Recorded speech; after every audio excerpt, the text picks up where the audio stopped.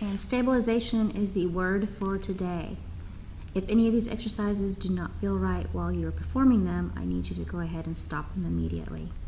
I advise that you get a mirror somewhere where you can maybe watch yourself and make sure your body's actually doing what you think it's doing. So the first exercise we're going to do is going to be a core stabilization movement. You see a lot of people in the gym doing random different ways of leg raises. When we do this movement, you want to make sure that you're pulling in tight through your pelvic floor muscles. This is not actually getting your back flat because everyone has a little bit of curve in their low back.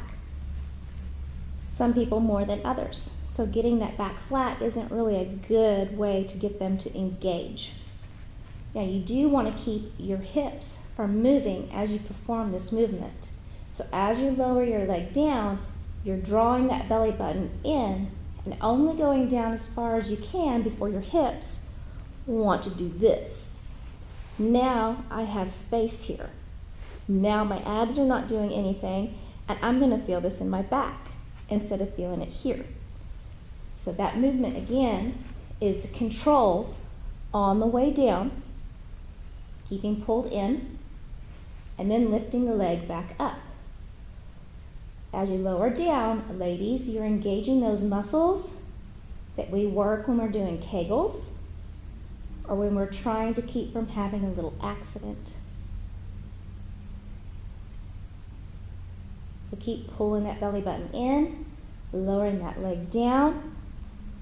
12 to 15 each leg. Again, making sure that that hip is not rocking. Keep your head neutral.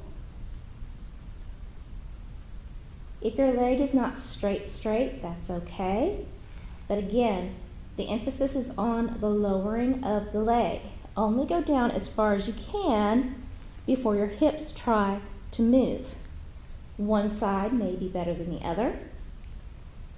As you're lowering down, stop when you feel like your hips are going to move. For some of you, you may be able to get all the way to the floor.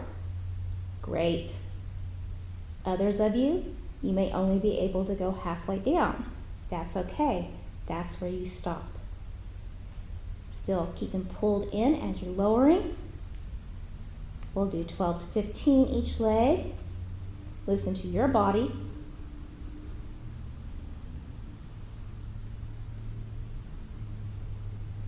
Once you get 12 to 15 of those, then we're going to roll over from here all the way down on your stomach.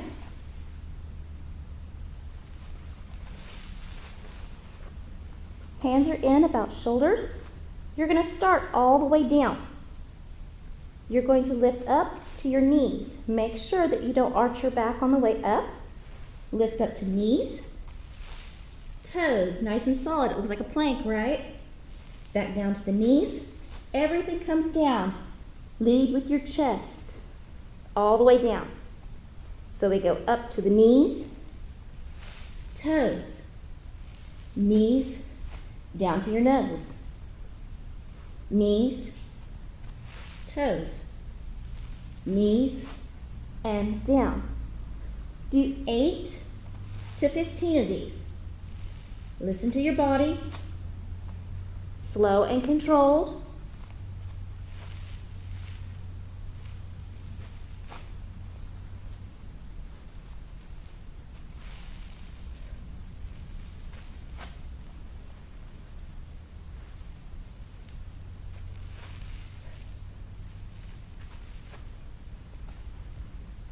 Eight to 15 will be a good number.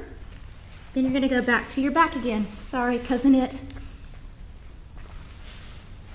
All the way back down to the back. Belly button's drawn in. Feet are about shoulder distance apart. Make sure you keep even weight distribution between your heel and your toe box. You don't want to be just on your heels, just on your toes. Make sure that your feet are not too close to your bottom and you're not too far out. Knees are going to keep pointing up to the ceiling. As you lift your bottom up, keep pulling your belly button in and then lower down. Make sure that your abs keep drawing in. Again, trying not to have an accident.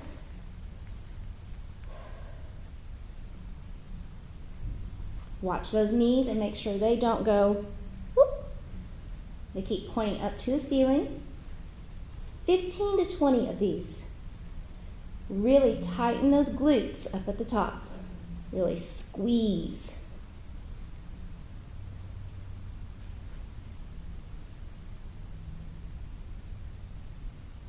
Good. 15 to 20 of those.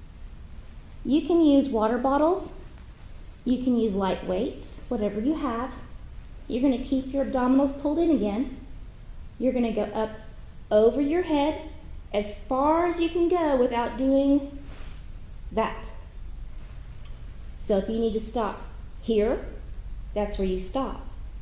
Come back up to where those water bottles or dumbbells are straight up, and you're going to give me a crunch, pushing the dumbbell straight up. If you have had hernia repair or have a hernia that needs to be repaired, you do not crunch. You do not do these movements. Up over the head,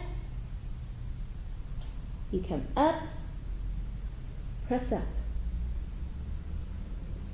Over the head. Notice that when I crunch, I'm not doing that. I should only be looking at the ceiling. Up over the head, keeping the belly button pulled in, working on that shoulder mobility.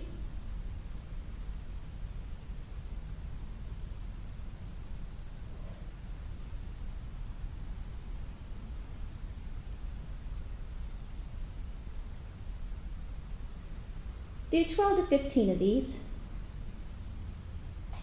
Listen to your body.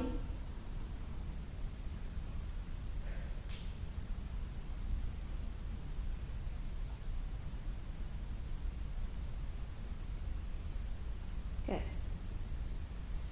Then you're going to turn to your side. Side bridge. You've probably heard of these before. You want to make sure that your elbow is directly underneath your shoulder. Knees are stacked.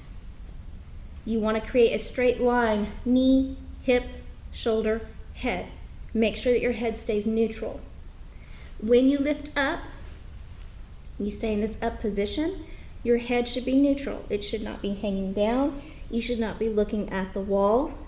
You shouldn't be cocking it around to yell at somebody in the kitchen. You should be right here. We're going to go hip down and up, down and up. 10 to 15. Again, make sure that that elbow is directly underneath your shoulder. There should not be a big angle here. If your elbow is out like this and you lift up, that's a bad angle on the shoulder. Driving straight down into the elbow. 12 to 15, each side. One side's going to be easier than the other. That's just the way it is. Again, pulling the abs in, elbow directly underneath the shoulder, head neutral, drop the hip down and up, down and up.